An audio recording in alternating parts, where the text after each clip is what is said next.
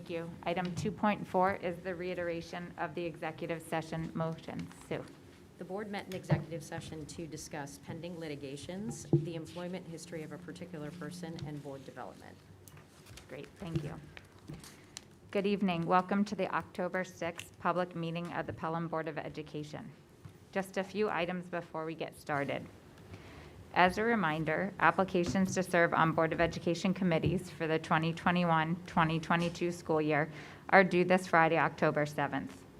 Please be sure to submit your application if you're interested in volunteering for the audit, authentic learning, facilities and bond steering, community engagement and advocacy, COVID oversight, which was formerly the reopening task force, cultural competence, safety and security, and wellness committees. Additional information with a description about each committee is available on the district website. Last Thursday morning, the board held its first board coffee of the year. Thank you to Mr. Owen Machine and to Mr. Rowe for joining us. It was wonderful to connect with members of our community in person again. I encourage you to join Dr. Champ, members of the board, and me at one of our next coffees. They serve as an excellent and constructive way for parents and community members to learn more about what happens in the district and to share any concerns they may have. All the board coffees are listed on the district website under the Board of Education tab. I want to extend my gratitude to our assistant superintendents and building principals who joined us for the work session on responsive classroom and transitions within the district. It is clear that a lot of work went into the presentation, and it certainly gave the board a deep dive into the work of the district. For what it's worth, the board president of a neighboring highly competitive school district called me after watching our meeting, and she was impressed by the format of these work sessions. So they want to incorporate it into their board meetings. For those who didn't get the chance to watch or attend the meeting last week, I encourage you to look for the archived meeting on our website and to take some time to watch it. I look forward to our next work session on October 20th on academics in the pandemic. Finally, we are looking forward to the homecoming weekend and the Pelham Memorial High School Centennial Celebration, not this weekend, but next weekend. During halftime of the homecoming football game, we will hold a ceremony to commemorate Anthony Synertia Jr. and the plaque, which will be placed at Glover Turf Field. We're in the process of coordinating a special ceremony with the Synertia family and the boosters. There's lots to look forward to. So this brings us to section 3, which is the approval of the minutes. I'd like to take a consent of items 3.1 and 3.2. Do I have a motion? So moved. Thanks, John. A second? Seconded. Thank you, Ian. Any questions or comments? Okay. All in favor? Aye. Any opposed? Any abstention? Do you have what you need? I do not. I left Okay, my sounds notes and good. computer downstairs. Okay, we're so we're going to waiting do for them things to arrive. a little bit out of order. We'll Yeah. start, we're going on to administrative and committee reports, but first we'll have our Board of Education committee reports. We had a couple of, few committees meet, and let me know if I've missed any. We had a policy meeting, an audit meeting, bond steering, a couple of small bond steering meetings, and a fields committee meeting. We're going to do the policy update in our policy section, correct? Whenever Okay. people want to take a nap, we can. Jim, we'll talk about audit and your report and with the auditors. Okay. Bond steering, anybody want to? We looked at brick this morning. That sounds very thrilling. How did it go? Well, we asked them to make some adjustments and bring it back. We also looked at precast concrete, precast stone samples for the front of the high school, which actually were quite good. I'm assuming that releases them to begin production. So yeah, the fun stuff. And the bricks were for Prospect Hill. Yes, I'm sorry, the bricks were for Prospect Hill, yes. Okay, Yeah. very good. Yep. Thank you. Thank you for doing that. I put Fields Committee because we, I can give a very quick update that the members of the Fields Committee, board members of the Fields Committee met with the Synergia family and with members of the boosters to walk possible sites down at Glover Field for the commemorative plaque that honors Anthony Synergia Jr. and also explains the 44 in the field. So we had a good resolution to that, and as Jessica mentioned in her opening remarks, there will be a ceremony at halftime at the homecoming game, and the details of that are being worked out with the family right now. Thank you. Okay, so we're gonna do reverse order. We're gonna go to the assistant superintendent, so we'll go to authentic learning first, 4.3. Sure. Just briefly, I know this afternoon we had our first PLC session with professional learning communities, so kids were dismissed at 1 o'clock across the district. And, we were kind of blending a little bit from the past and the recent past, and then when PLCs first began about 8 years ago. It used to be late arrival days, 2 hours, and the teachers really formed their own professional learning communities. They formed their areas of focus based on the strategic plan, connecting to it. That hasn't gone away. We still want the teachers to connect to the strategic plan, the different parts of it. But now that's after last year's experience where they had Wednesdays where teachers were able to collaborate together during the pandemic and hybrid learning. We kind of took a piece of that for this year. So there are 6 days which will have early dismissal for the kids. And today, for the first hour, and really for the rest of the sessions, the first hour, the teacher is able to collaborate with each other on an area of choice that's important to them, but it also is connected to the strategic plan, the work that we're doing in the district. And then around 2:15 until 4:30, which is longer than we've had before in the past, the teachers work, again, they can work across grade levels, they can work within the department. It's all connected to the strategic plan. Some are led by our directors. Sometimes we have outside consultants. And it's a great time for the teachers to really hone their craft. What's interesting about this first time, and we'll collect some data in terms of what exactly they did, and I'll share it with the board. But what's interesting is that I have to remind everyone that we missed a day of conference day because of the hurricane. So we had to kind of make up some of that time that we didn't have, like introducing some of the new math units at the elementary level. There's some work at the special education department to look at working with children in the specials classes like art and music and so on. So things that we wanted to do on that second conference day that we didn't do. So it was a productive day, and I'll have more information to share with the board probably next week or 2 weeks. Thank you so much. I'll still stick with the assistant superintendents. Okay. The next is 4.4, which is assistant superintendent's update on the whole child. Ms. Chung. Good evening. Just to add to what Dr. Garcia had just mentioned, today we had for the middle school and high school faculty,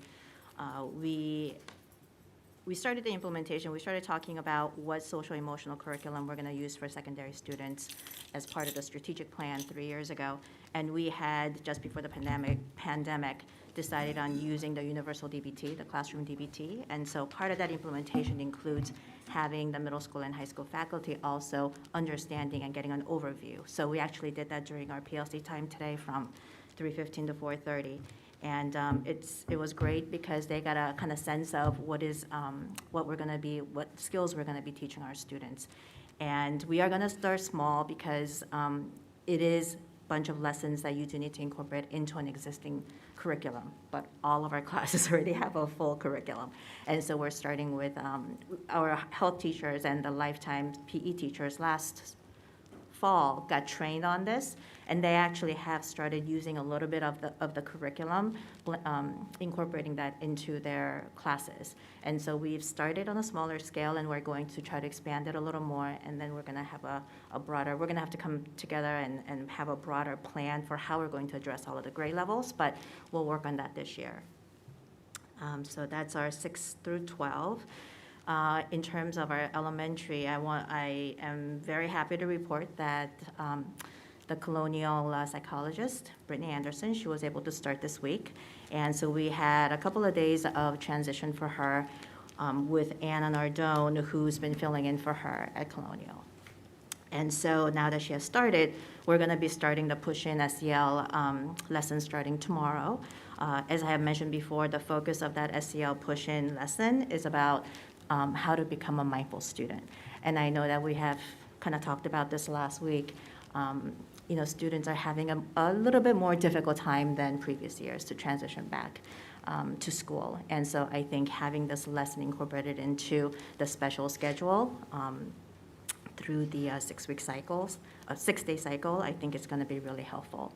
And I think having, just focusing on that one area this year, I think is going to be really helpful for all of our students. And that kind of ties into what the middle school and high school are doing, because mindfulness is one of those skills area that Universal DBT targets. So, thank I you. have a question, Julia. With the universal DBT, are there particular behaviors or things that you're going to be studying once it's implemented in the 6 through 12? See if it has an impact on particular behaviors in our students? So the 4 different areas that it covers is mindfulness, distress tolerance, emotion regulation, and interpersonal skills. And so it really targets the different areas of, regulating yourself as adolescents. And those lessons actually are obviously age appropriate, where they can target those specific areas. And so, students that are having difficulty with focusing, that would be like the mindfulness skills that they're going to be taught. So different areas of concern that we have should be covered in these 4 different areas, and they are aligned to the CASEL social emotional learning framework, which is nationally, I think, utilized by many different school districts. Thank you. Could you say the 4? It was mindfulness, distress tolerance, interpersonal skills. And emotion regulation. It seems like something that would be good even in Yeah. any classroom setting. If Absolutely. you got a bad grade, you're frustrated with Exactly. for the classroom teacher to actually have some training and, Mm-hmm. use this skill, use this strategy. Right. Is that sort of what?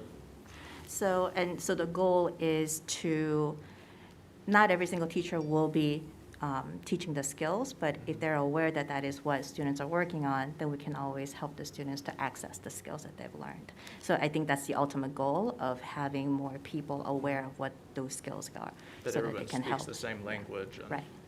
And up until now, we only, this microphone's in the wrong place, utilize the DBT with our most at-risk, like in Yes, our therapeutic TSP. support program. So Right. I think it's amazing that we're able to bring it more universally throughout our schools, because all students need Yeah. those kind of skills, We're really excited about that, because the way they had taken the, DBT has, I think, gone through a history of how it has revised from like very restrictive environment. It was used for very, very specific targeted audience, and then it kept on revolving, and now it has become a universal curriculum, which I think is great, because these are 4 areas that I think all of us can also, learn and, apply in our own daily lives. So I think it is definitely real-life skills that we're trying to target and teach our students.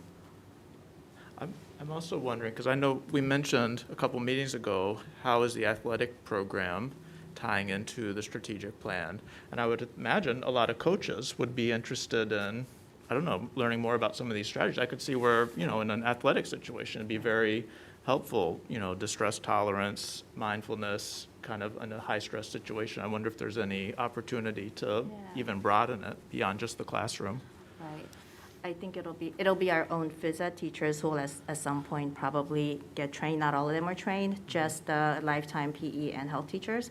But at some point, we can certainly expand to all the PE teachers. But obviously, coaches, there are a lot of walk-on coaches. So I don't know how, but we can certainly talk to Chris about that and see what we Yeah, can do. and I was just, to that point, Michael, I've asked Chris to prepare a presentation for the board, probably for the November 3rd meeting, as a follow-up to that question. Okay. And I will add, we've been working with Positive Coaching Alliance for a couple of years. I don't know that their work is necessarily anchored in DBT, but it is an approach to coaching and to leadership among students, athletes, to try to create positive environments, leadership, teamwork, a lot of different elements. So there may be some overlap, but that's certainly something for us to consider growing Great. towards. It's a great suggestion. Looking forward to November 3rd. Yes. It won't be as full as the work session. Oh, sure. Just a presentation, but hopefully it'd be great to hear from Chris on that night. Anybody else? Okay, because we have the auditors, I'm going to suggest we kick it back to That's you fine. and then go to Mr. Ricky, so it's more streamlined. Ah, So we're going to go back okay. to 4.1, which is the superintendent's report. Okay, all right, I will try to make it brief in their interest. Thank you, gentlemen, for being here tonight. So lot going on as we're still getting school up and running, even though it is October. It's still getting back into the swing of things, and Julia alluded a little bit to this. You'll probably hear it some in my report as over the days, taking us a little bit longer, especially when you have a new school, a lot of logistics that have to be worked out. So Jessica, I know you were there. Jessica and I attended a meeting at the New Hutchinson School yesterday just to look at logistics of arrival and dismissal. So we're happy to be there with some of the village trustees and safety, both police and fire from the community, from the village, to look at how the flow of traffic is going, the flow of students, and see if there were any adjustments. So we do expect to see some adjustments to the street flows in the next couple weeks as soon as some new signage is made, to see if we can get better flow of traffic through that arrival and dismissal, and certainly make it as safe as possible. Additionally, at the board coffee, some questions came up about Julianne's playground and how that is opened in general. And I would just say, we own the property. Rec oversees the tennis courts in particular. Generally, we open the facility for recess each day, and then the village police department locks it up at night. So what we discovered is a gap in the days when it's inclement weather and we don't use the playground. Folks were going later in the day wanting access, and it was still locked, and there was no one left at the school, and no one knew who to call to open it because no one else was responsible. So long and short is, somebody from the school will be going up on days that it is not used for recess to make sure that it gets unlocked by the end of the school day, so it is public access. And Rec does help oversee, open and close the property over the weekends and holidays. So it's a joint effort, and I think because of construction, because of increased use of the facility, that's why we've uncovered some of these small gaps, but appreciate everyone's collaboration. And we'll try to get that down to a little bit more seamless process so the community has access to that outside of school hours. An update on COVID testing. Hopefully parents and staff got emails today to register to be part of our COVID testing program. Those came from our C19 testing partner, so please check your email, check your spam if you didn't see it. And we're really encouraging everyone to participate. It is for vaccinated and non-vaccinated alike, all individuals in the school community. We're hoping will participate. We're planning to do our full baseline, as many people as are willing to participate, at the end of next week. So it took a while for them to get geared up as they're dealing with 12 different districts after completing the U.S. Open. But finally, the emails went out. We're hoping for consent by this Friday, because they then need to prep the testing kits. So please log on, register, sign your child or yourself up, and then we plan to distribute, we're hoping to distribute the test kits to students and to staff to take home next Thursday, due back Friday. So it's a saliva test that can be completed from home prior to school. And if you didn't receive the email, please reach out to Bridget Gates. She can connect you with that registration process, and she can also help to answer any questions about that. This will be as many people as we can are willing to participate, and then about a little bit over a week after that, we're going to begin our regular weekly 20%. And that will include any unvaccinated staff, as well as our high-risk athletes who are unvaccinated as well, and then whatever difference gets us to that 20%. And Julia, we estimated we're going to be targeting about 600 people every week. Well, when we're- 20% of, about Of the 3,200 will be. 3,000. 600. Yeah, so looking forward to getting that up and running. Just a little bit of a follow-up from our conversation from last time. We're continuing to look at how we're supporting students who are quarantined. We're still having some ongoing conversations internally, but we've met a couple times with the elementary administrative team over the course of this week, and trying to get just really more of a clearly articulated plan. We have a plan. It's been a very flexible plan, but I know that there was a desire for better articulation of what that plan is. So we're finalizing some details around that, and we'll be pushing that out as well, just to make sure that it's systemic, and shared across the buildings. One of the big things that that we're trying to make sure in there is, A, that we prioritize the in-class instruction, as has been our board goal for the year, but also prioritize providing interventions for students. And that's been kind of the push and pull with the additional staff that we've brought on. We want to be able to provide the interventions to students as well. So trying to figure out how best to use them to support these many different competing interests has been a lot of our conversation. So still, we're looking for the teacher to be the front line of contact. Once we become aware of quarantines, obviously, there will be, teachers become aware of that, and there should be an outreach generally by the end of the next academic day. Sometimes we found out over the weekend, sometimes we're the ones in contact with the DOH and we know right away about a quarantine. Sometimes, as was the case recently where REC was the source of the programs where they were quarantined, we didn't have the information as live time. So there's a lot of different variables about when and how we find out. But once we find out, generally a teacher will be in touch with a parent by the end of the next academic day to get things up and running. So we'll be putting out a little bit more detail around that as well. Will that be coming in the form of an email to the district or from the individual schools? or- Probably something in a district communication, most likely. Yeah. Do you have a sense of how other districts are handling this issue? It's, from the poll that I did, just, of neighbor and peer colleagues, it's about half and half. People seem to be taking one of two approaches. One is similar to what we're doing, which is some asynchronous work, contact with the teacher, potentially additional support coming from another teacher in the building or TA, interventionist, something like that. So far our experience has shown that it's the contact with the teacher that is most valuable. And then there are districts that are choosing to do a live stream approach. Those seem to be kind of the two different categories, and it's about evenly split. Depends on which districts you ask as to where that, if it's half and half, if it leans 60-40. But those seem to be the two general approaches that are in place for the elementary level. Thank you.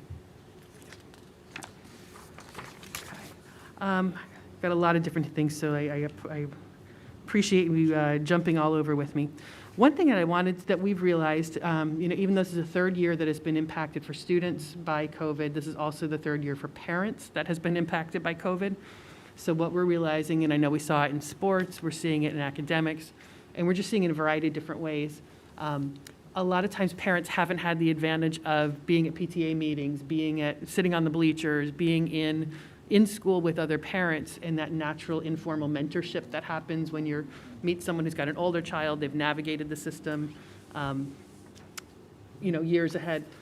We're realizing there's a lot of parents that don't know what resources are there or how to access those resources. So people are turning to social media, or they're going straight to the board, straight to me. We built out, and actually I think when Leah was the PTA council president, built out what I think is a very valuable resource on the website that we've kept up to date, and it's called Whom Should I Ask? If you go to your school's website, go to the parent tab, you will see on there, Whom Should I Ask? And we tried to really pick what are the top most frequently desired or areas of concern or question so that it was readily accessible to parents, and we even have them linked directly to the email of the actual person. So if it's a special education issue, if it's a discipline issue, if it's an academic issue, it tells you generally where to start with to really go through that chain of command. Because what we find is you likely will get your issue resolved at that closest to the classroom level. So generally things start with the teacher or with the counselor or with the building principal at the elementary level, or as I said, counselor at the secondary level, building administrators. So I strongly urge folks to take a look at that. Because that really, we want people to get in the habit of going there and going to the person who's got the best information. If you jump straight to me, I'm not going to be able to answer a building level question, or even, to a board member. And of course, everyone is very accessible. As Jessica said, we're trying to, reconnect in so many of the community ways. But please take a look at that resource as we try to rebuild strategies for effective communication and problem solving on a daily basis. Julia touched on some of our transitions, certainly in our work session last time, but even today, that we're seeing some students struggle with some things as we get back to school. And we're thankful that a lot of those activities are in place, the different counseling supports and proactive work is in place. And what we're seeing, and I alluded to earlier, students are taking a little bit longer to adjust to get into routines. And again, it's 3 years of interrupted by COVID. So things that naturally would be in place by now are just taking students longer. And teachers are very attuned to that, and a lot of the grade level planning, a lot of the MTSS work, a lot of the work that the principals and counselors are doing with teachers is to try to target those things and do more direct teaching about helping students to get adapted to the challenges of school. This is showing up in a lot of different ways, certainly behaviorally, emotionally, even things like studying, test taking, deadlines, managing those sorts of things. Students are just taking a lot longer to really get fluent in. So we are continuing to look at work on those areas. We're even seeing it showing up in, maturity levels. And a lot of times these things then show up potentially even in behavioral issues. So we're definitely working through those issues, taking things seriously, also taking them educationally. Generally, you're going to see with in our buildings that we deal with things disciplinarily according to the code of conduct, but very often have always, and now all the more, are bringing in counseling components to try to address issues as students run into problems. So we're going to hear a lot more about mental health coming up in November with that work session. Just trying to, and again, I just encourage folks, if your child is still struggling with some of that transition back, to be sure that you're making those strong teacher connections, counselor connections, and school administrator connections. The net result of that is really what I've said. We're just having a slower start to getting things up and running, but things are getting up and running. It's just taking us in general a little bit longer. One of the consultants that we've been working with, I know the board is familiar with Judy Wilson. Those who have participated in strategic planning are familiar with her. Judy's continuing to do some work with our administrative team too, working on renewing the action items for the strategic plan, part of our goal setting for the year. And it's certainly impacting that work as well as we're trying to manage the challenges of the day. But what Judy told us yesterday, she's working with 12 or 13 different districts right now. She said to the person, she is hearing these same issues. It's a universal issue. It's not a Pelham issue. It's not a New York, it's not even just regional. It's just the impact of the pandemic is really just unfolding itself. So she's been a great encouragement to us to keep wading slowly into the water, doing slowly, methodically, intentionally. Now we'll have the payoff long term. But it helps to keep that perspective that this really is a universal transition back to school that we are all dealing with. Cheryl? Yes. It's probably helpful for parents to hear that their child is not the only one who's having Absolutely. those kind of concerns. Mhm. Just anecdotally, this is happening at the college level as well. Kids are having a hard time paying attention through a lecture because they're not used to sitting in a classroom Right. and actually studying for a test because they're not used to having tests. So I think it's sort of a societal reentry into life, and maybe we all need to be patient with each other. And I even heard today in speaking with Judy, she reads a lot of business literature in addition to education, and it's showing up in the workforce too. Sure. Businesses where adults are transitioning back in person 5 days a week for the first time, and a lot of the rethinking that's happening around that.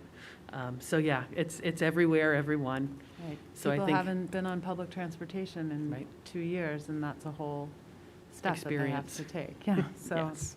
gradual. Gradual, patience, grace, and working together, I think most importantly, will get us there. And finally, and Jessica, I know, touched on a little bit of this, we do have homecoming coming up on the 15th. Very excited about that. We'll be honoring, dedicating the Synertia plaque during homecoming, during halftime. Also, the next day, we'll have our 100-year centennial celebration. We hope the tremendous amount of the community turns out for that. Thanks to Mr. Berkowitz and Dr. Thompson for the incredible work that's gone into that. They've had a huge team of people, students involved, and really excited to see how that's going to be a great celebration for our community of our history together. And that actually brings us to the end of my All right. report. So I thank you for your patience through that. A lot going on at the start of school. thank you. So this brings us back to 4.5, which is the Assistant Superintendent's update on finance and facilities. Mr. Ricky. Hi, thank you and good evening.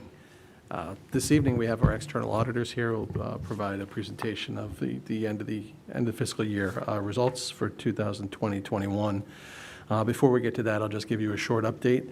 What's been happening in the business office, certainly construction continues on all of our capital projects. We got some great news last week. We received our permanent certificate of occupancy for the Hutchinson School. If you recall, thank you. If you recall, we were on a temporary certificate of occupancy, which had a 30-day validation. So we certainly didn't get to that deadline, which was great. We have that permanent certificate of occupancy, which is reassuring, certainly.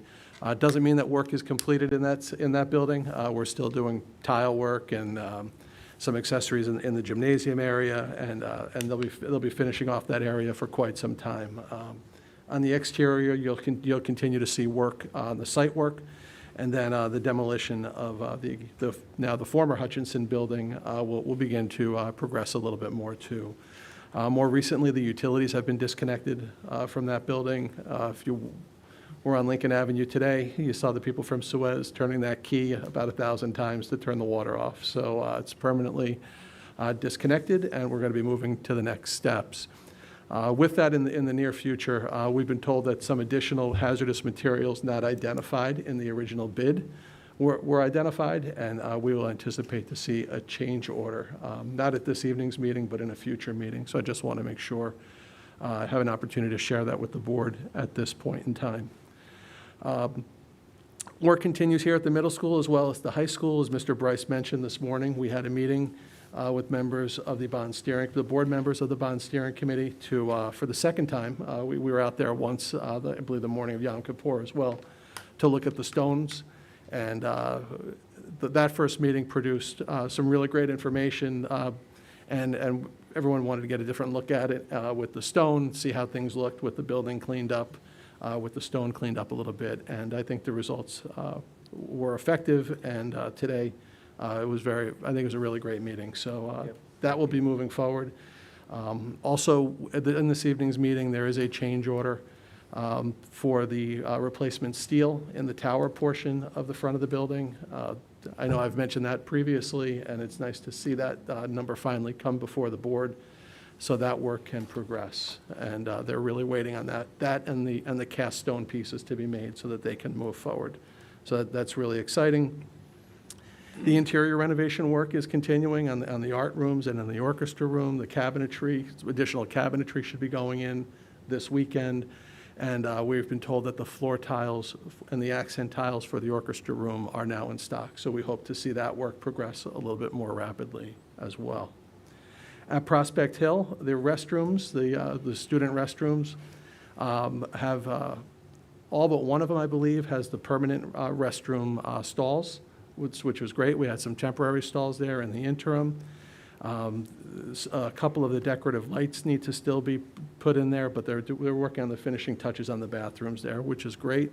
And then on the addition, again, as Mr. Bryce mentioned, same members of the board on the bond steering committee met at Prospect Hill this morning to look at the brick mock-up, to look at the combination of the bricks and the coloration for what that addition will look and how it will sit next to the existing building. So again, thank you for your time this morning. I think that was really helpful, certainly for the architect and for construction manager too, and they still have some more work to do.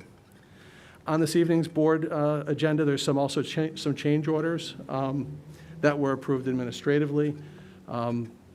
There are, on occasion, some change orders. If they fall below the $50,000 threshold, they can be approved by either the superintendent or by myself with the provision that they're brought to the board for notification. So those are on the agenda this evening. They're for the 3 locations at Hutchinson. One of them is for the sidewalks, or 2 of them are actually for additional sidewalks on the front of the school, and then irrigation work and a credit, which is always nice for a change order, of $15,000 from our electricians. At the high school, when they demolished the rooms that are now the art rooms, they found a drainage pipe that needed to be relocated, so that work had to be done in order to progress. And then at the Prospect Hill bathrooms, when they did some of the demolition, there were some unforeseen conditions. One of them is that the existing pipes, their time was up and they needed to be replaced. So one of those is for replacing all those domestic water pipes. We're still moving forward. You probably have read and hear in the news that it's tough to find bus drivers. Certainly Massachusetts called up their National Guard. I don't know if you were following the news on what happened in Huntington, Long Island. One of their bus companies just canceled the contract, and then they reinstituted the contract. So there continue to be transportation challenges. And although we are not a busing district, as a school district, we are required to bus children attending schools, or Pelham children attending schools outside, private schools, which we do. And again, those can provide some challenges. We do not have drivers for all of the routes, which has created longer routes because some routes have been combined. And we know that these are challenges. We're not happy with the length of some of these rides. We also know that people have different drivers on different rides, and that's certainly it's not a great feeling because everybody kind of grows that affinity to seeing that same person every day. We've been working with our transportation coordinator at BOCES, certainly making sure that he's made aware of our concerns and your community member concerns. And we're going to work through this the whole year. I don't see it ending anytime soon. There's been a pretty critical bus driver shortage, probably going over the last decade, but certainly in the last year, it's really come to a peak. And it's just something you may hear a little bit more about. And as a board member, you may say, wait a minute, I wasn't sure we bused all these people. But again, we do have that for our students attending private schools and also other students attending schools on an IEP. What do you think it is that's driving the shortage? Well, it's interesting because I know people who have commercial driver's licenses who don't use them, and they're getting random solicitation letters. They're just unable to get people who want to do the work.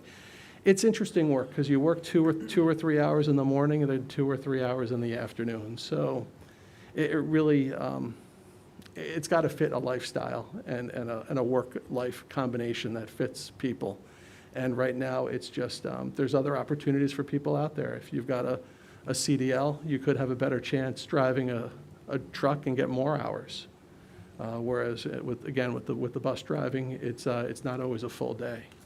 So, again, you get people who are retirees. Sometimes that's a good pipeline of people. Some people have their own businesses and they can work it on the front and back end of their day. But those are the types of circumstances that work for some people. And right now, just universally, as we've all seen, it's really been a critical problem nationwide. And how many drivers do we need just in Pelham? Well, as I understand it, I believe we're short 2 drivers for 2 of our routes. So what we have to do then, again, we act as part of a consortium with Bronxville, Eastchester, Pelham, and Tuckahoe. And that part about it is very good because, again, if we have, we can then share our routes and share our costs as well. And through that combination as well, we're not taking up as many drivers when you share those different routes. Because if we all had a bus going to Holy Child, obviously, that'd be 4 different rides. Mm-hmm. Or Holy Child's a bad example, but one school, then it'd be 4 different rides. So it's good that we're able to do that. And then we work with BOCES, so they help coordinate all of that for us. Bus driving companies constantly recruiting. They have their dispatchers on the road. They'll have their substitute people out on the road. But again, it's just a challenge.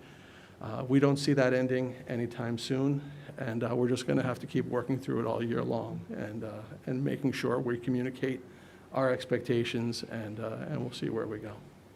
Have we seen any issues on the athletic side of things? Because I know there's a lot of scheduling changes with games and rainouts and things like that. I haven't personally seen it, but it seems like it's been working pretty smoothly. Thank you. I have not heard anything yet on the athletic side, and generally that makes some sense because all of those trips happen after the regular trips happen. And usually there's enough drivers available to take those trips. But in prior years, we've had some challenges. If our buses want to leave say, too soon to the end of a day, because again, everybody's got to do their route, they've got to come back, and then they push out to Pelham. So it can be a little bit of a challenge there, too. Leah? I was going to ask the same. Oh, yeah, yeah. Yeah, I mean, this is my 5th year here. I think for bus transportation, I think we've gone out 3 or 4 times. It's just, it's one of those businesses where you're continuously, it's evolving, and they're always looking for people. But I think we've got a good vendor. I don't think it's a vendor issue. Personally, I just think it's a supply issue of drivers at this point in time. Not to belabor this discussion, but last year, bus companies were hurting because of the pandemic. They basically weren't running buses. Do you think that's led to this shortage, or directly or indirectly? I think indirectly it did. I know some of them had to lay off their drivers, and if you recall, we worked with the bus company, and we ended up having something of a settlement. And part of that was to make sure that the bus company would be around tomorrow, the next day, to be able to transport our kids, because so many of these companies wouldn't have been able to survive, and they wouldn't even be here right now. So, Something to keep in mind. absolutely. That's a very good point. Thank you. In addition to that, we did have an audit committee meeting, and in that audit committee meeting, some discussion points that took place was the results of our external audit for fiscal year 2021. Our internal auditors began their field work as part of their annual work plan. This year, it's looking into special education. We reviewed our claims auditors' reports were provided to our committee, and then we gave an update on the Office of State Comptroller's audit, which is, we haven't heard from them in a couple of months. They gave us some preliminary results, and then they were going to send those results up to the state, and we're waiting to hear from that final report. So, Can you remind us how many auditors we engage every year, for what purposes? So right there, you have 4 auditors. You have your external auditor, your internal auditor. So your internal auditor does two engagements a year. Your external auditor does 1 engagement a year. Your claims auditor does a minimum of 12 engagements a year, because when we do our payables, all of our payables are reviewed by our claims auditor. And this year, we had 2 engagements from the Office of the State Comptroller. One was for an engagement for IT, information technology, and then the second one was a review of our tax cap calculation. So, thank you. It was a busy year. I guess we know where our money is. It was a busy year. And again, OSC, I normally don't get 2 from the OSC, but the others, the external, the internal, and our claims auditor, is part of our regular course of business in a fiscal year. So this evening, we have Scott Oling, a partner from O'Connor Davies, and the audit manager, Mark Callanan, to present the audit results for the year. As they come up here, they have a presentation. This information was all shared at the audit committee report. And once this is presented, this item is on the board agenda for acceptance this evening. And then Scott can tell you a little bit more about what happens to that report, but we have certain regulatory and state reporting requirements and webpage requirements as well. So I'll be quiet and I'll leave it up to Scott. Thank you all. My name is Scott Oling. I'm pinch hitting tonight for Chris Koff, who is the audit engagement partner normally for this, but he had a scheduling conflict, so I'm pinch hitting as we are in the postseason for baseball. As Jim said, I'm here tonight with Mark Callanan, who really was the person on site this past summer who did the audit work for the school, and we're here to present that report to you tonight. And we have this presentation up here, and I obviously knew how to press the right button. So I'm just going to take you through some opening remarks on this, and then Mark will take you through a summary of where the district ended up financially for the fiscal year that ended June 30th, 2021. We're going to focus most of the time in discussing, as you can see, various aspects of the general fund, which is your primary operating fund for the school district. That's the fund that the voters vote upon each spring for your operations for the upcoming fiscal year. And some of the schedules that we're going to provide you gives you also not just what happened in the current year, but a little historical perspective going back 5 years as to where the district has been. And then we'll touch briefly on some of your other fund balance items like your debt service obligations for all the capital projects that you have going on. So basically, we provide you a communication each year as required by audit standards. And what we do with that is we review each year as part of the audit to make sure that you have proper accounting policies in place, that the numbers are coming from and that are reported in the financial statements are prepared in accordance with what's called US GAAP, which is generally accepted accounting principles, and they are here. We also have to make sure that you have effective internal controls. As Jim mentioned, you get audited by a lot of folks, including us. And one of the things about internal control that's very important is, your systems are what generate the numbers that we're auditing. So if the systems are no good, then, garbage in, garbage out. So obviously, we believe that you have very effective systems of internal control, especially in the business office. And, we're confident in the numbers that are generated from that system. Obviously, school districts and other municipal entities have a lot of laws to comply with, a lot of regulations. Beyond what we deal with the audit, you have tons of other regulations. And part of our job is to make sure that certain of those agreements, grants, and so forth are observed properly. And then, obviously, one of the things that we need for you folks to do for us, and the business office does do, is any financial records that we request, we have to have access to. Otherwise, that would be a limitation on the audit, and that would generate other problems. And obviously, that was not an issue here. And then, obviously, you folks, as the board, have to set the proper tone at the top, as obviously, passing down to everybody who works for the district. Our responsibilities for the audit are to deliver the audit report. And even though we prepare the entire audit report, which is generally like a 70 or 80-page document, the only part of that report that belongs to us is the independent auditor's report, which appears after the table of contents in that report. The good news for the district is we've issued what's known as an unmodified or a clean opinion on the district's finances, meaning that we believe, that the numbers fairly present what happened in the district during the last fiscal year. We've also provided you an extra classroom activity report. And we've provided you a management letter and communication of any issues that we came up with. We are required by auditing standards to report to you if we found any fraud or illegal acts that were happening at the district. And we are happy to report that none of those came to our attention. Jim and Jackie and the rest of the business office staff did a great job. We had no difficulties in getting the information we requested.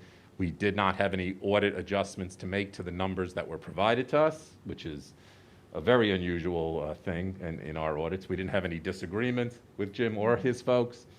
And the time when this audit actually began back in June, we do some preliminary work at that time. We then come back into the district a month or so later. Then we have to sit around a little bit, wait for some state information to come through. And then everything was completed about a month ago in early September. So with that, I'm going to turn it over to Mark, and he's going to take you through some of the actual numbers for the June 21 fiscal year. Thank you, Scott. So as Scott was saying before, this is just a snapshot of your general fund P&L, which is your main operating fund at the district. So just starting from the left column, what we have here is your original budget. That's the budget you voted on in the beginning of the school year. Final budget, which is any slight modifications that were made to the budget, which very small amounts this year. And then your actual, which is the actual revenues and expenses for the district this year. Then encumbrances, which is just some open purchase orders. And then that last column just shows you the variance between what actually happened versus what your final budget number was. So starting from the top, you had an original budget of a little over 75 million in revenues, adjusted slightly. Your actual revenues came in 75.8 million, which is a budget surplus of 709,000. Next line, expenditures. The original budget was 74 million, slightly adjusted up Your actual expenditures came in 69.6 million. So you had a budget savings of 3.3 million. I just wanted to point out with these two numbers here that it is a large savings there, but when you created the budget, you did it very conservatively. You did it during a pandemic year. You didn't know what was going to happen. You didn't know if the school district, you were going to be fully remote, if you were going to be partially remote, back in person. So the numbers were budgeted conservatively. So you did have a $3.3 million savings, but again, very conservative budget. Going down, your other financing sources and uses. What that is your transfers out from the general fund to your other operating funds. The main uses this year were your debt service payments, which is the payments down on the principal of your bonds.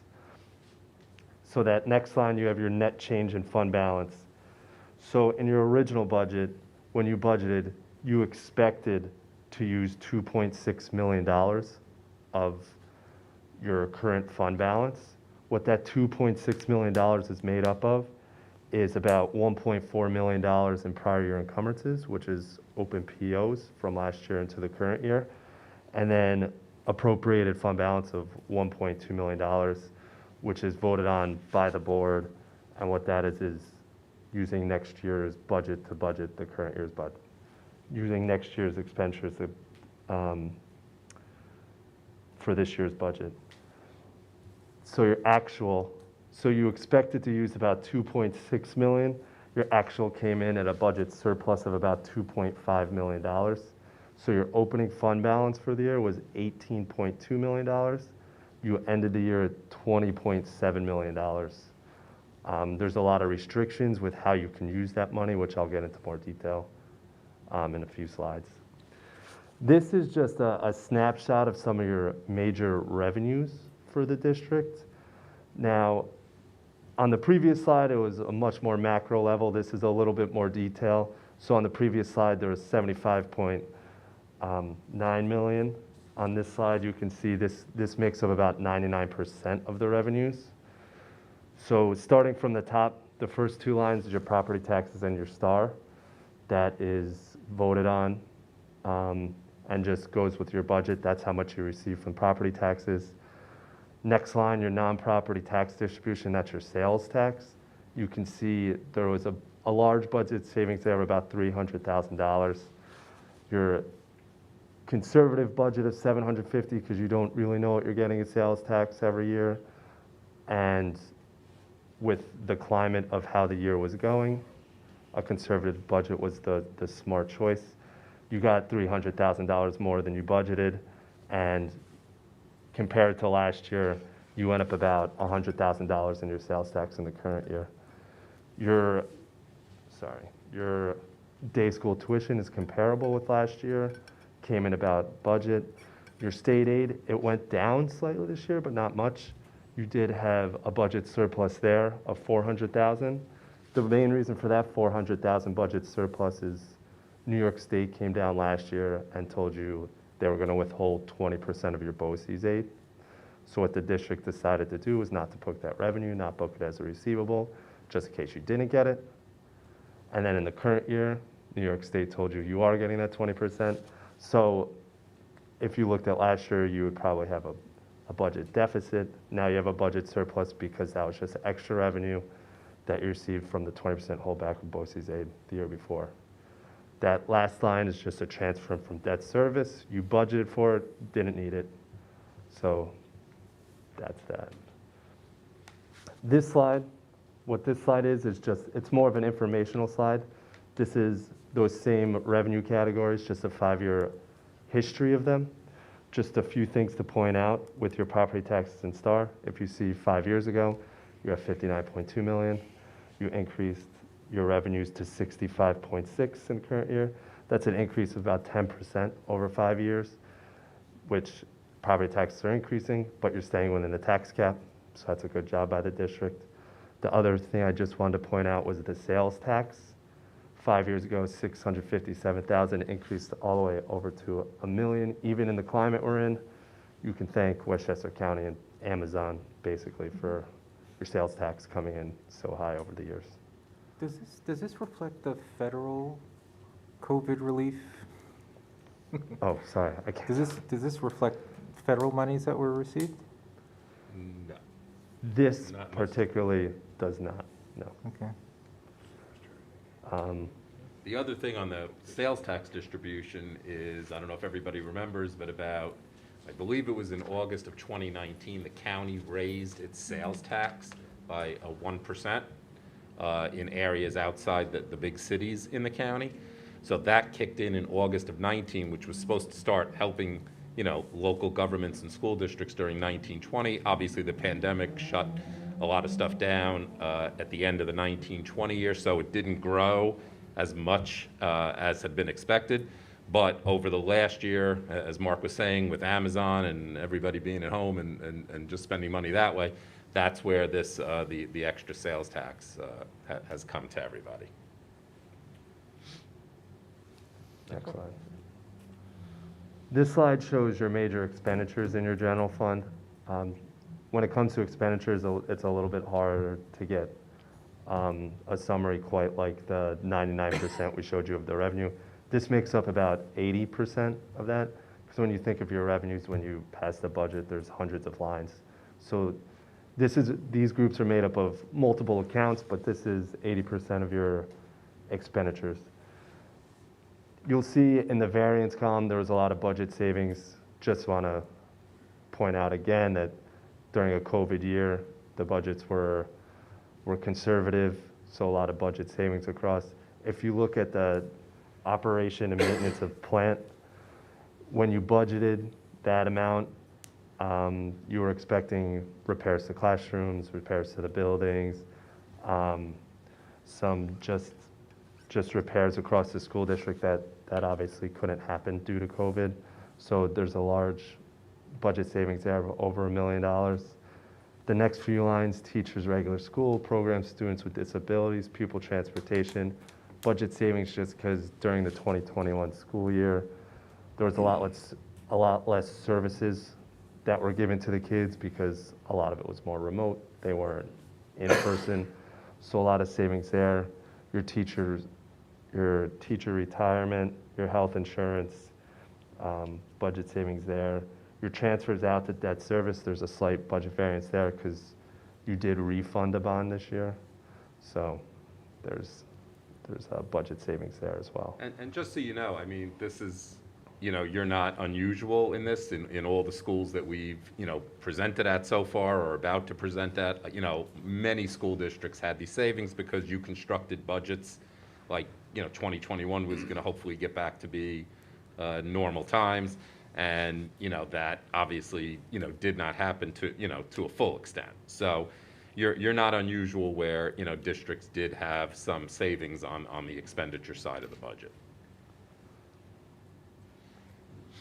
This is similar to the revenue one. This is more just an informational slide, your last 5 years of those same expenditure categories.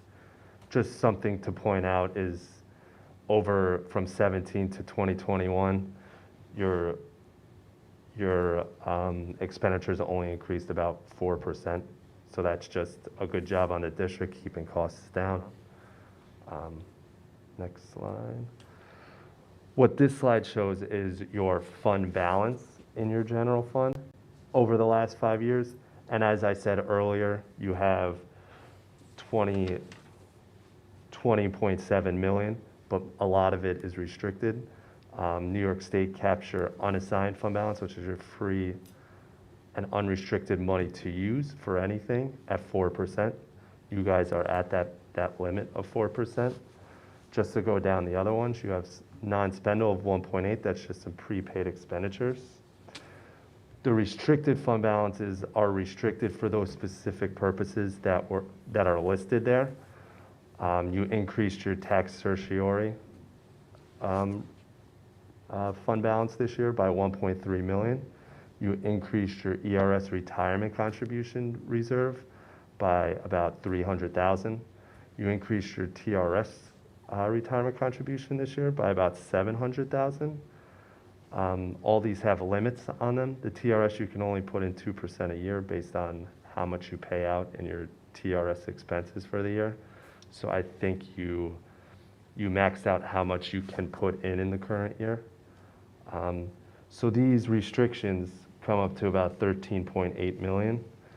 The assigned fund balance is made up of your purchase orders, which is your encumbrances that you saw in the prior slide, and your subsequent year expenditures, which is for next year's budget. And just to point out, on all your restricted fund balance, these are all established either under general municipal law or education law, but none of these things can happen without board approval. So money can't go into these reserves or restrictions or come out of them without board approval. So that's it basically for the general fund. This slide just shows you some of the other operating funds the school district has. Your capital projects fund, that's obviously where all the money for your capital projects is. Started out in a deficit, but you issued bonds in the current year to work on those capital projects. So that is now back to 21.3 million. Your debt service fund is used to pay down the principal payments on those bonds. School lunch fund, your special purpose fund. Just to note, the implementation of GASB 84 happened this year. So your special purpose fund now includes your extra classroom activities, which is the clubs and programs in the high school and middle school. And then your permanent fund, that's just gains interest. And that's the rest of your funds. And now lastly, this is just some of the debt service that the district has. This is a list of the bonds that are owed and the years in which they're going to be paid back. You can see those last two bonds were issued this year. The $54 million for the capital projects. The 2.4 was a refunding of a prior year bond. So the district owes $80 million on these bonds that are going to be paid through the year 2050. So other than that, I will open it up to questions if you have any.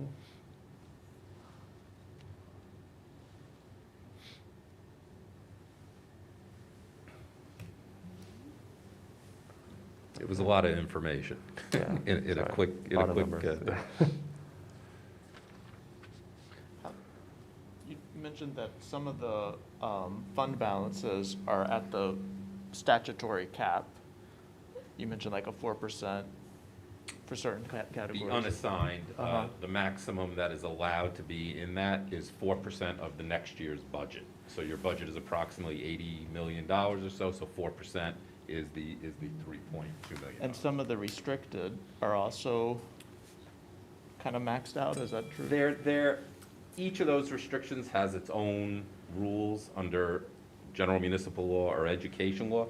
The one that really has the most restriction is that TRS reserve that was established a couple of years ago by the state. You're allowed to put in 2% of teacher compensation per year into that fund to a maximum of 10%. So it's essentially, it would take 5 years to fund it to the max. So that's the limit on that one. All the other ones like certiorari is, really what is available to you from resources that you have. And by having a certiorari reserve, when you do have to pay these tax refunds back, it allows you to pay it out of this reserve rather than borrowing money and incurring interest costs for it. So you have money set aside. But the certiorari reserve is required to be tracked by fiscal year. So when you establish and put money into a certiorari pot, it's for a given fiscal year, and then future refunds, if they relate to that year, would be applied against that portion of the reserve. So we have to account for it, specifically by year. So each of these has its own rules. How do we compare to if you work with other districts, and do they keep their balances, for example, the unassigned at the maximum 4%, or? Yeah, this year, needless to say, is an unusual year. a lot of districts, because of some of the underspending that happened, of things that were not anticipated, some school districts actually went over the 4%, and they have more than that in there, which gets disclosed in their financials. The state really, as far as I know, doesn't do anything initially, as long as the district develops a plan to kind of get fund balance back into compliance. So, by appropriating fund balance to help balance a future budget, like, this district did for $450,000, that's what you used to help balance your 21-22 budget. That's a way to get, back down to the 4%. Other districts might also consider, you don't have that here, but one of the reserves that I think, would be available to the district, and I know we spoke, before the meeting, was there is a capital reserve restriction. But that is probably one of the most restrictive reserves of anything. It requires voter approval to establish it, and when you establish it, you have to indicate what the maximum amount you want to put in there is. And then each year, depending on, if you have leftover funds available, like maybe this year, you'd put money into a capital reserve. You could build it up to the maximum that's authorized. And then, theoretically, if you had a capital project to do, rather than borrowing, you would now use those resources.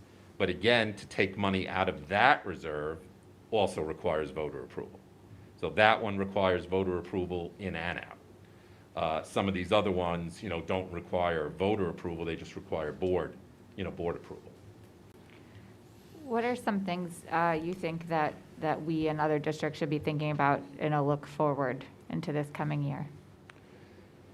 Well, I think I was almost asked the same question like a year or two ago at different school districts. Obviously, going into the pandemic, the uncertainty with like state aid. Right. There was threats of, initially it was 20%, and then who knows, what other stuff, the state was planning to do.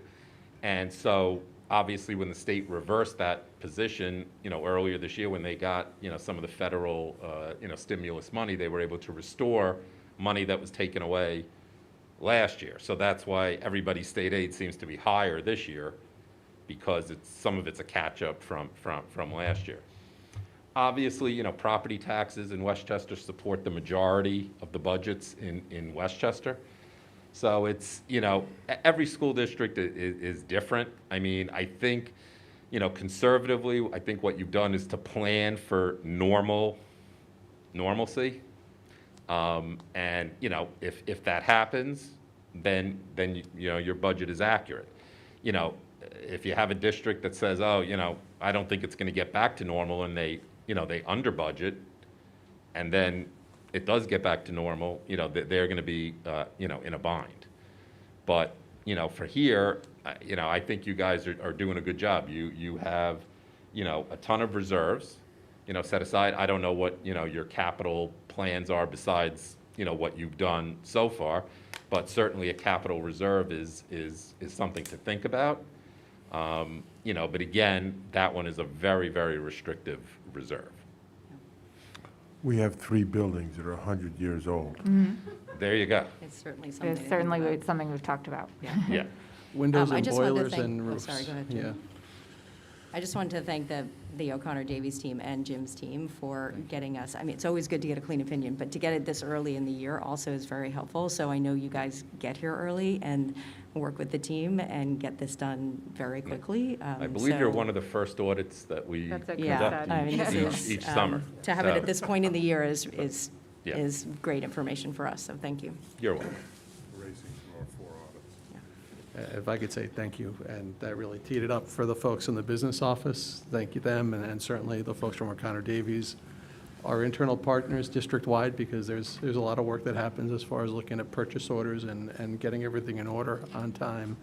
And, our district treasurer, Jackie Viel, who certainly does a terrific job making sure that our auditors have all the information they have when they walk in the door and are able to get all the information that they ask for.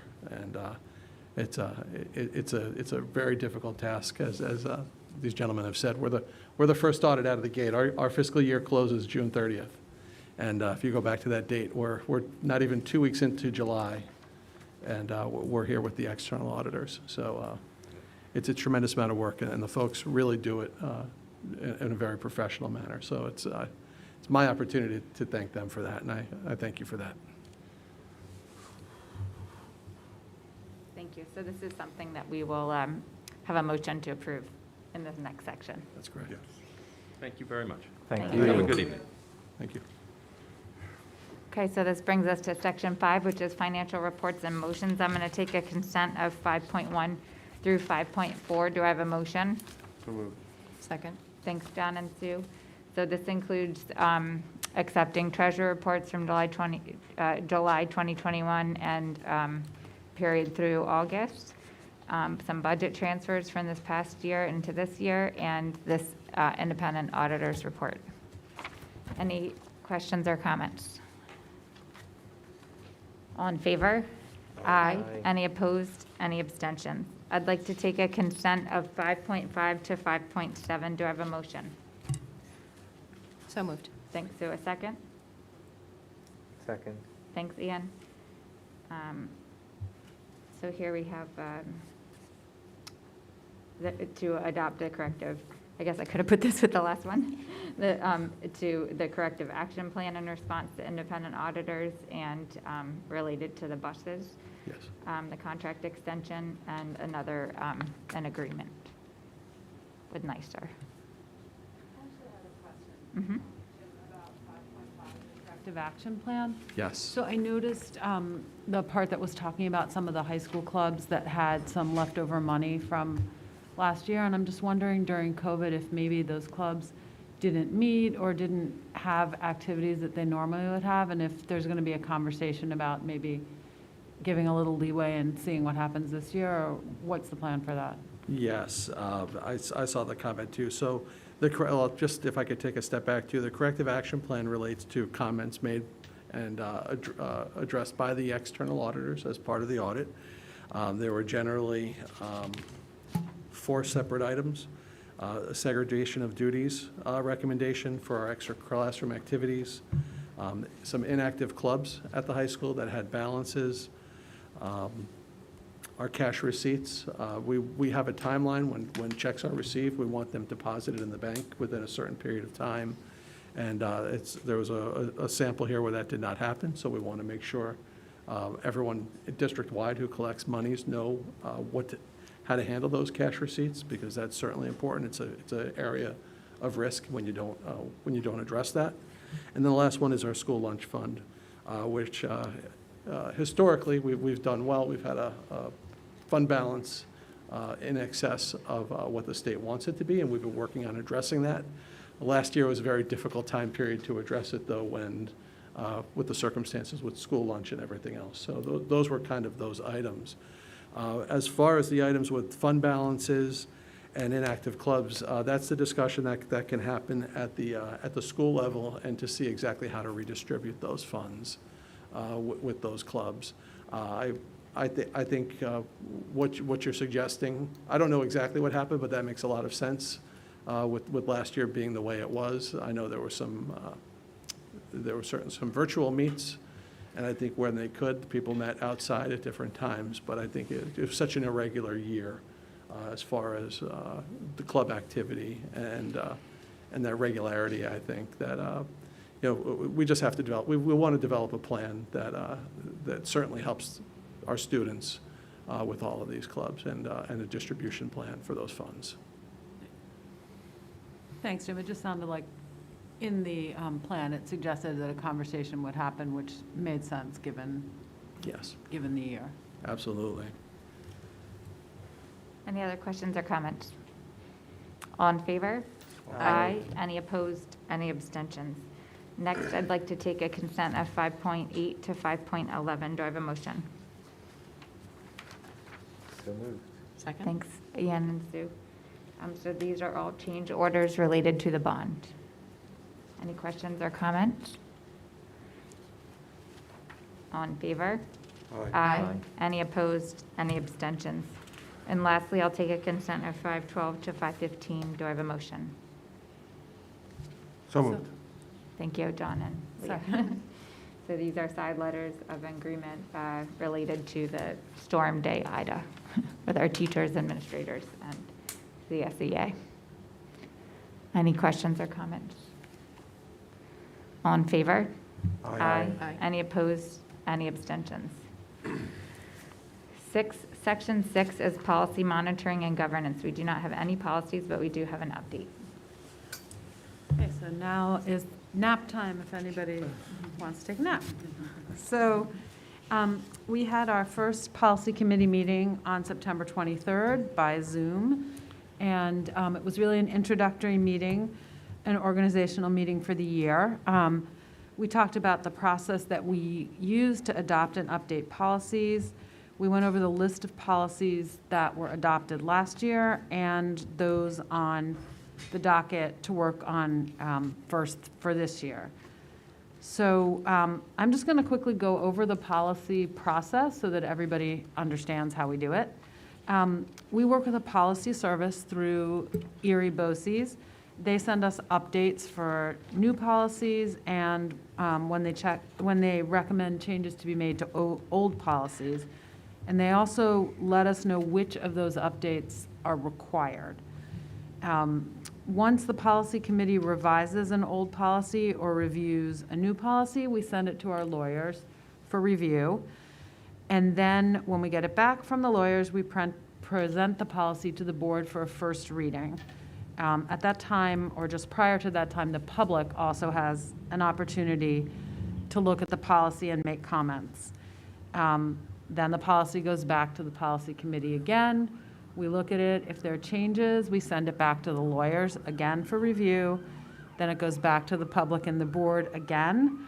We have another conversation at the second reading and go through that whole process again a third time, at which point hopefully we adopt the policy. So the committee is constantly in the process of making sure that our policies are up to date. And during this ongoing process, we sometimes find policies that we don't need anymore due to the adoption of a new policy or a change to a policy. And we recently discovered in going through our policies that we have two that we don't need anymore, which are 7550, which is complaints and grievances by students, and 7552, which is bullying in the schools. And the reason that we don't need them anymore is because they're covered by DASA, which is policy 7554. So just to make sure we're doing everything properly, we check with the policy service. We've asked our lawyer. We're going to have a conversation about deleting these two policies on October 28th at the next policy meeting. Hopefully we'll have gotten approval from the lawyer that we can delete them, and then we need to bring deleting the policies to the full board, for the full board to approve the deletion. And that is all I have to report. You've been busy. Leah, is there more than a 50% vote needed, or is that just? I don't know. That's a good question. The policy service just said, Pauline Davies, the district clerk, has been amazingly helpful. She knows how to do all of this from prior work, and She's hiding behind the desk over there. she's hiding back there.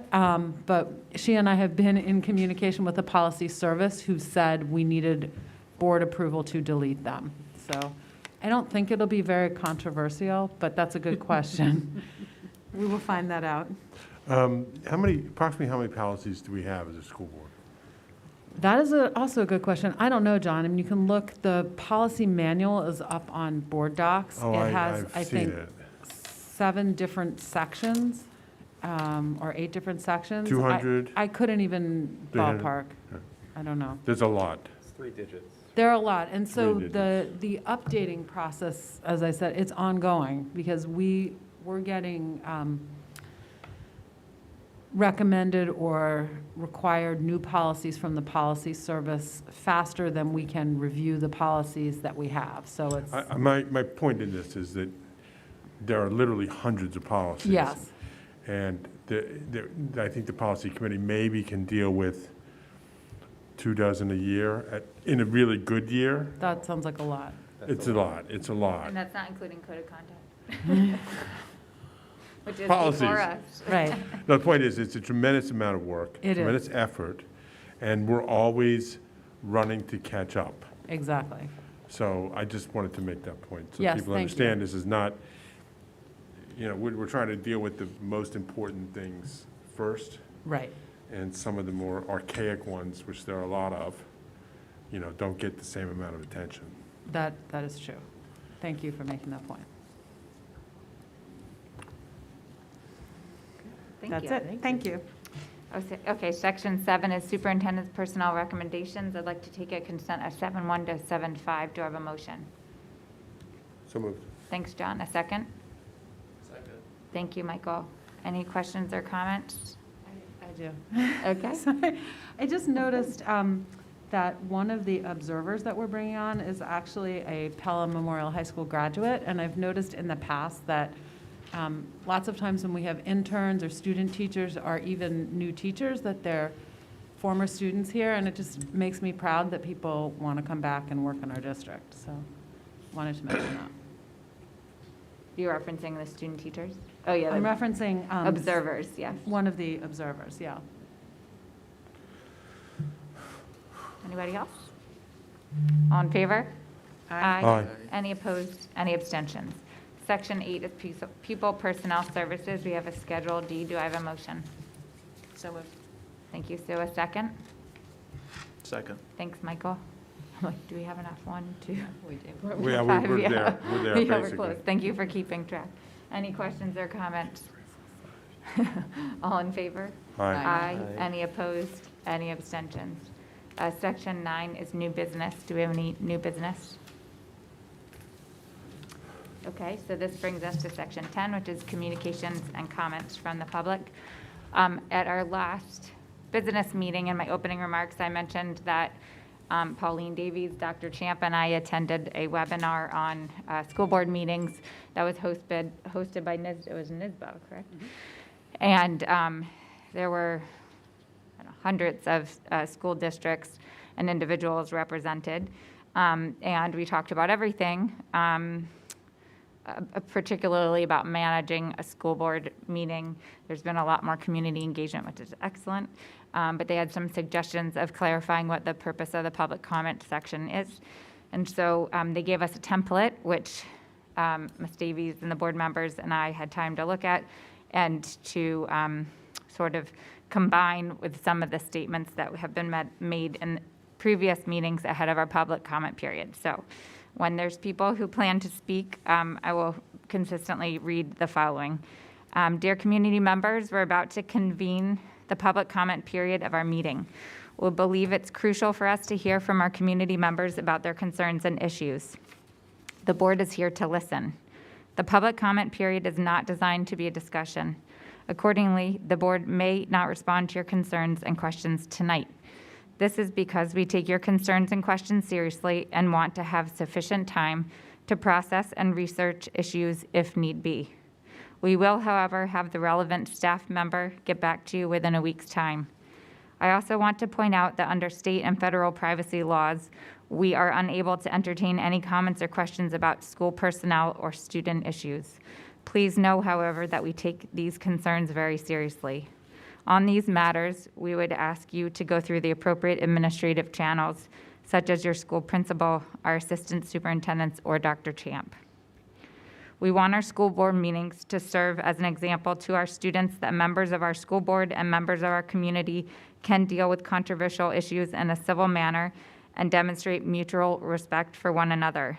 In that spirit, we will insist that all members, speakers, and members of the audience address their comments to the board president directly rather than the audience.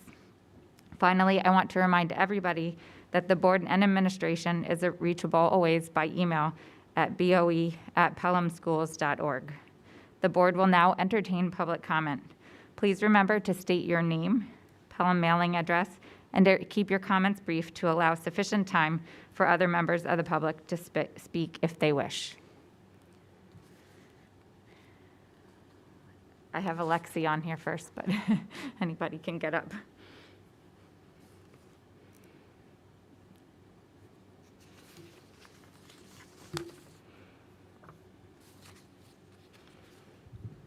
Hello. Anne Marie Garcia, 425 6th Avenue. I have a brief comment, and that is to express my support, my strong support for hiring of a DEI coordinator this year, or the plans to do so. The work that the Cultural Competence Committee, the suggestions, the tasks suggested represent a significant amount of work. And so I feel a DEI coordinator would be in the position to keep the district accountable, and not only that, but help to foster a culture of inclusivity and address any equity issues that come up in the moment. Thank you. Thank you for taking the time to come.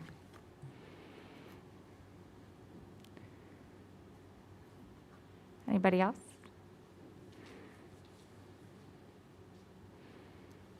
Swani Aquino Chiravala, 139 6th Street. Congratulations on a beautiful audit you guys got. That's beautiful. The other thing I wanted to mention was that I've asked questions in the past and no one's gotten back to me. And then about the logistics of the COVID testings at the school. I just wanted to know whether students will be pulled out of class, and how will you know if a student is taking a test and you're pulling him out to get tested? So just the logistics of that. Thank you very much. We'll have the administrator get back to you on the first topic. Anybody else?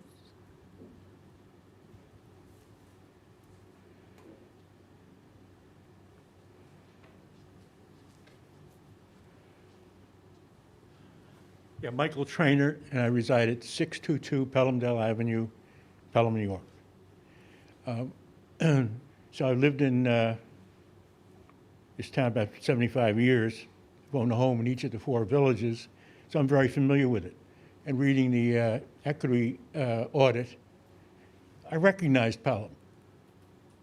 That's the way it is. There's a section of Pelham that seems to be not included in the rest of Pelham.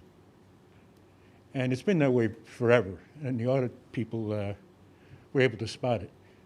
So in response to the problem identified by the equity audit, I think there ought to be a substantial response by the school district.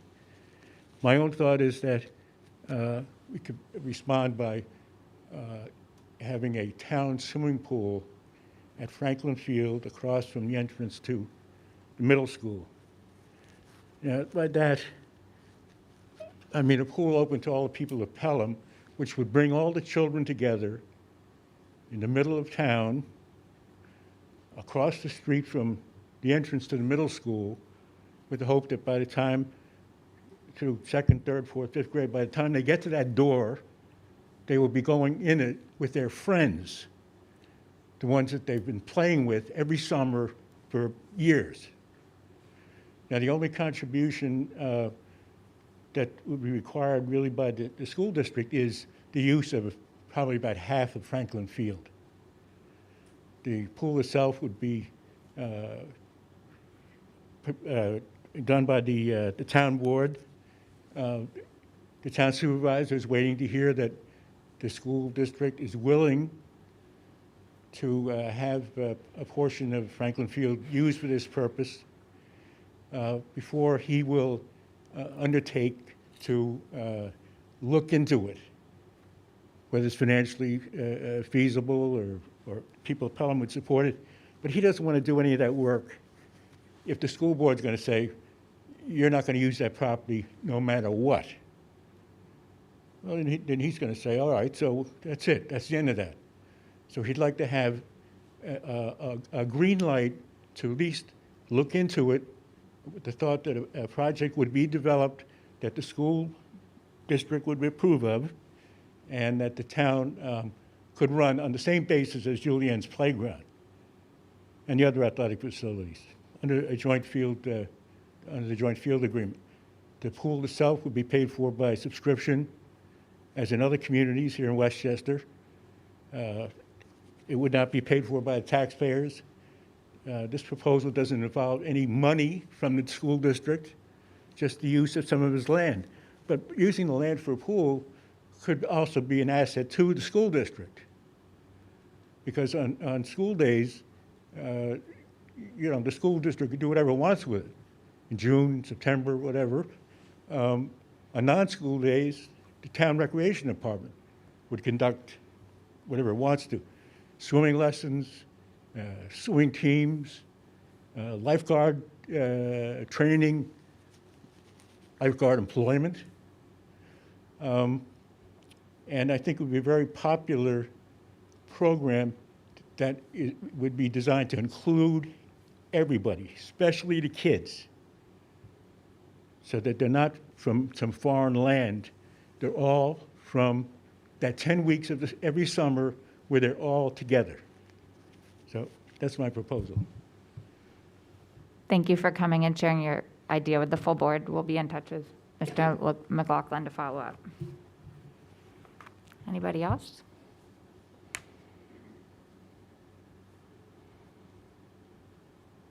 Okay. Can I ask one thing? Mhm. I just want to make sure I understand the surveillance testing. That would be a take-home test that you would get a kit at school, take it home, spit in it, bring it back, and the kid drops it in a box the next morning? Correct. Yeah. Yep. Yeah, more information will be coming out. Julie and I are meeting with the testing company on Friday, and then more specific details will be forthcoming. Great, thank you. Madam President, would you entertain a motion to adjourn? So moved. Do I have a second? I'm looking at you, John. All in favor? Aye. Any opposed? Any abstentions? Thank you. Have a good night.